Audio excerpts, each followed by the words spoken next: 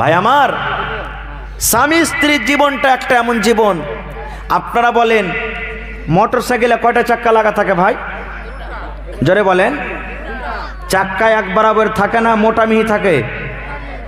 যে এক বরাবর আছে। এবার যদি একদিকে মোটর সাইকেলের চাক্কা থাকে আর একদিকে যদি ট্রাক্টরের চাক্কা থাকে, তো মোটর সাইকেল গড়বে? গড়বে কি? গড়বে না। ঠিক স্বামী স্ত্রীর জীবনটা হলো একবার এরকমই জীবন। স্বামী স্ত্রীর জীবন এরকমই হওয়া চাই। স্বামী স্ত্রীতে অনবান হবে, কথা একটু ওপর নিচে হবে, কিন্তু বেশি দিনের জন্য নয়। আল্লাহ রাসূল বলেছেন, যদি কোনো মহিলা নিজের স্বামীর পরে রাগ করে আছে, কোনো স্বামী যদি তার স্ত্রীর পরে রাগ করে আছে, নবী বললেন রাগের হালাতে একদিকে খাটে মুখ করে স্ত্রীটা শুইতে আছে, তোর দিকে ঘুরবো না রে মরা, তোর কথা শুনবো না রে মরা, এ খালে ভরা তোর সাথে চালা করার আমার ইচ্ছা হয় না। খাটের একদিকে পাশে ধরে শুইতে আছে, দয়ার রাসূল বললেন একদিকে মুখ ঘুরে তার স্বামীটা শুইতে আছে, রাগ হালাতে রাত কেটে যায়, রাগ কেটে যায়। এ মায়েরা খালারা, কত আপনার উপরে বদদোয়া হবে শুনেন। দয়ার নবী বলেছেন ফেরেশতারা, আল্লাহর ফেরেশতারা ওই বেটি ছেলের জন্য, ওই নারীর জন্য, ওই মহিলার জন্য বদদোয়া করছেন রব্বুল আলামিন। এই নারী এই মহিলার উপরে তার স্বামী নারাজ হয়ে আছে, তার স্বামী রাগা আছে, আল্লাহ জি তাকে তুমি হালাক করে দাও, এই নারীকে বরবাদ করে দাও, এই নারীকে তুমি ধ্বংস করে দাও। সুবহানাল্লাহ। আল্লাহর নবী নিজের বেটি ফাতেমার বাড়িতে একদিন ভোরবেলাতে বেটিকে দেখা করার জন্য গেছেন। নবীজির সব থেকে ছোট বেটির নাম বিবি ফাতেমা।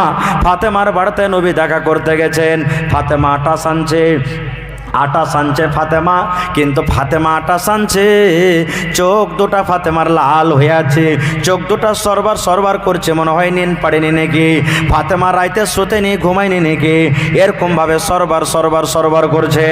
এ মায়েরা খালারা শুনেন, দয়ার নবী বেটিকে বলছে, বেটি রে তুমি রাইতে শুতোনি নাকি রে বেটি, কি ব্যাপার তোমার চোখ দুটা সরবার সরবার করছে? বেটি রে তোমার চোখ দুটা ফুলা আছে, কি ব্যাপারটা?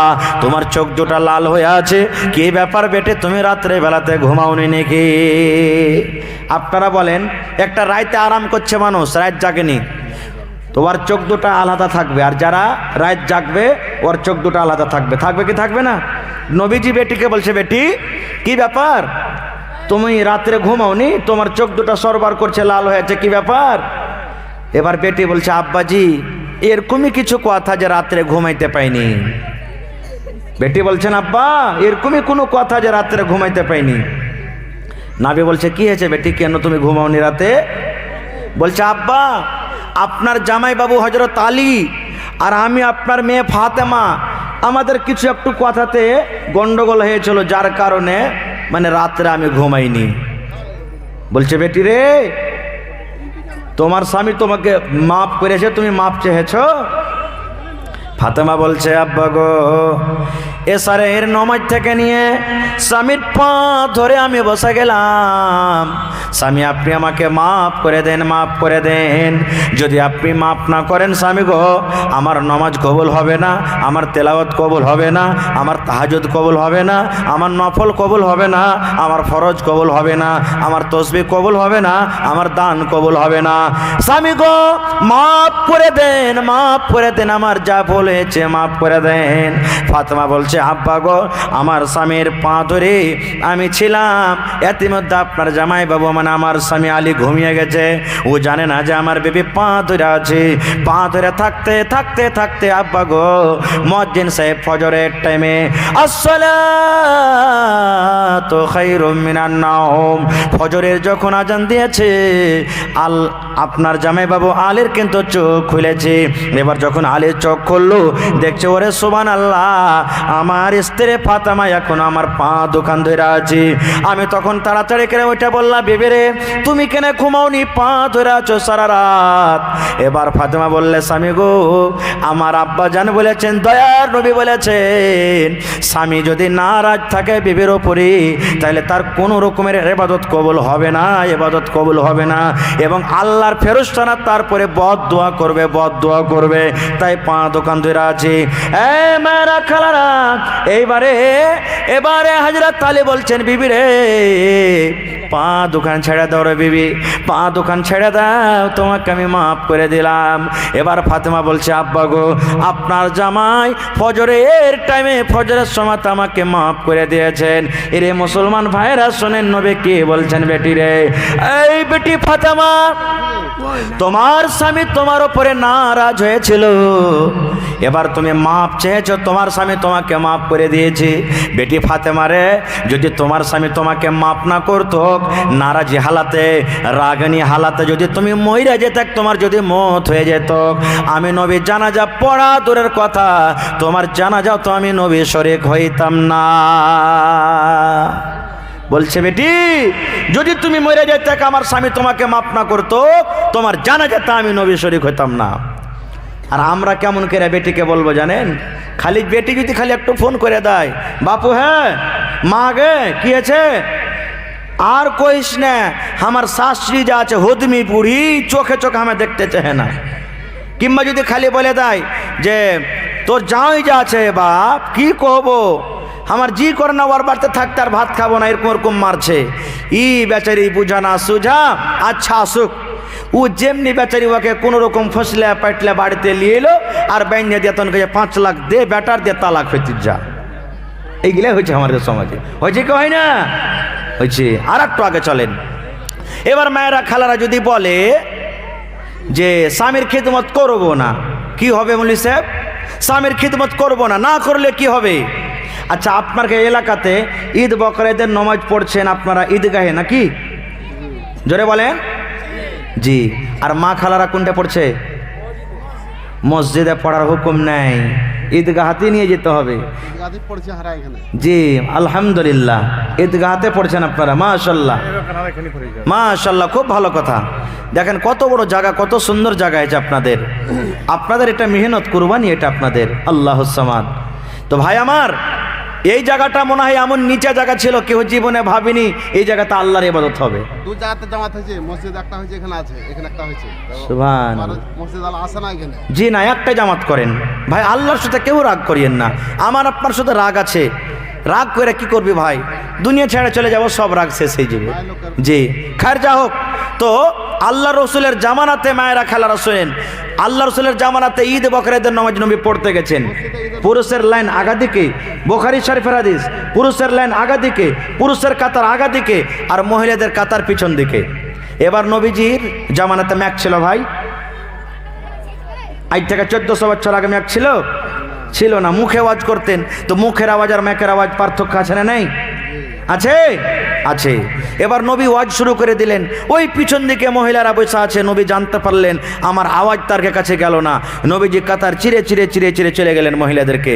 এবার মা খালাকে আওয়াজ করতে লাগলেন, ইয়া মাশারান নিসাই তাসাদ্দাকনা ফাইন্নী উরিতুকুন্না কুসারাহালিন নার।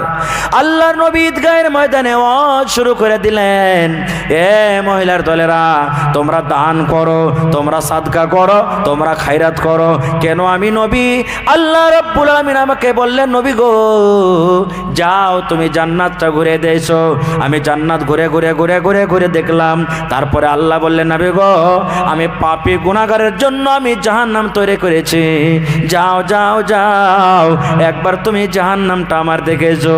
নবী বললেন, মহিলারা আমি জাহান্নামে নজর করলাম, সুবহানাল্লাহ, জাহান্নামের ভিতরে আমি দেখলাম শুধু মহিলা আর মহিলা, নারী আর নারী।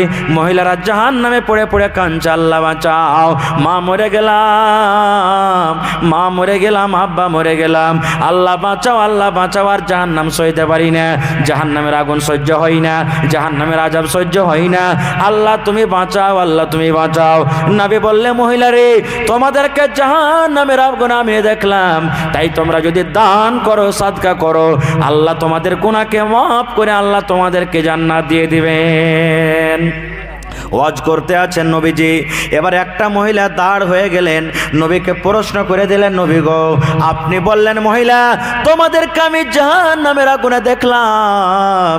মহিলাটা বলছে নবী গো একটু দয়া করে বলেন নারীরা কোন এমন পাপ করে, মহিলারা কোন এমন গুনাহ করে, কোন পাপের কারণে কোন গুনার কারণে জাহান্নামের আগুনে দেখলেন গো দয়ার নবী? একটু করে বলেন নবী গো মহিলারা কোন এমন পাপ করে, কোন এমন গুনাহ করে, কোন এমন গুনাহ করে যে গুনার উপরে আল্লাহ নারাজ হয়ে মহিলাদেরকে জাহান্নামে দেয়। আল্লাহ রাসূলুল্লাহ সাল্লাল্লাহু আলাইহি ওয়াসাল্লাম বললেন মহিলারে মাত্র তোমরা দুটা গুনার কারণে আমি তোমাদেরকে জাহান্নামে দেখলাম, 5টা 7টা 10টা গুনার কারণে নয়। মাত্র নবী বললেন দুটা গুনাহ মায়েরা খালারা বেশি বেশি করে করে। 1 নম্বর গুনাহ হলো তুকসিরুনাল লানা, মা খালারা বেশি বেশি করে লানতান করে। আর 2 নম্বর গুনাহ হলো ওয়া তাকফুরনাল আশির, মা খালারা নিজের স্বামীর মালের নাশকরি করে। কয়টা গুনার কারণে জাহান্নামী মহিলারা? জোরে বলেন। এ মায়েরা খালারা কে কে দুটা গুনাহ? 1 নম্বর মায়েরা খালারা লানতান করে। লানতান কাকে বলে? যদি আমার কোনো মা, যদি আমার কোনো খালা, যদি আমার কোনো বোন, যদি কোনো আমার নানি দাদি গহম মেলে দিয়েছে, ধান মেলে দিয়েছে, মাকে মেলে দিয়েছে, হঠাৎ পানি এলো, সমস্ত ধান ভিজে গেল, গম ভিজে গেল। এবার মায়েরা খালারা তখন আল্লাহকে গাইল দিবে, লিপাটি লাগা মেঘ, একদিন মেঘটা হয়নি, আজ ধান কোটা দিয়েছি, মরার গে মেঘ আছে, সব ধানকে ভিজিয়ে দিলে। বলে না? কত ভাইয়েরাকে নিজের কানে শুনেছি, নাউজুবিল্লাহ সুম্মা নাউজুবিল্লাহ আস্তাগফিরুল্লাহ। 4 দিন 5 দিন যদি গাজর লেগেছে, কত ভাই কয়েছে আল্লাহর কি পেট খারাপ হয়ে গেছে নাকি বে? সুবহানাল্লাহ। ভাই বাতাস কার হুকুমে চলে বলেন একটু? আল্লাহর আদেশে চলে। এই যে ঠান্ডা এলো কার আদেশে হয়? মেঘ কার হুকুমে হয়? আল্লাহ রাব্বুল আলামিন বলেন বান্দারে আমার বিনা অর্ডারে গাছের একটা পাতা পর্যন্ত হিলে না। আল্লাহ বলেন তাই তুমি মেঘকে যদি গালি দাও আমাকে গালি দিলে, রোদকে যদি গালি দাও আমাকে গালি দিলে, তো বাতাসকে যদি গালি দাও আমাকে গালি দিলে, গরমকে যদি গালি দাও আমাকে গালি দিলে, ঠান্ডাকে যদি গালি দাও আমাকে গালি দিলে। আল্লাহ বলেন মহিলা এরে আমার বান্দা বান্দিরা খবরদার খবরদার তোমরা মেঘ বাতাস জামানাকে গালি দিও না। 1 নম্বর গুনাহ হলো এটা। 2 নম্বর গুনাহ হলো নিজের স্বামীর মালে তারা নাশকরি করে। কিভাবে কিভাবে স্বামীর মালে নাশকরি করছে? সব দিন হার ভাইরা ভালো ভালো খাইতে দিচ্ছে, কবে মাছ দিয়ে, কবে ডিম ভাজি, কবে আলু ভাজি, কবে পোল্লা ভাজি, কবে মাংস দিয়ে, কবে ডিম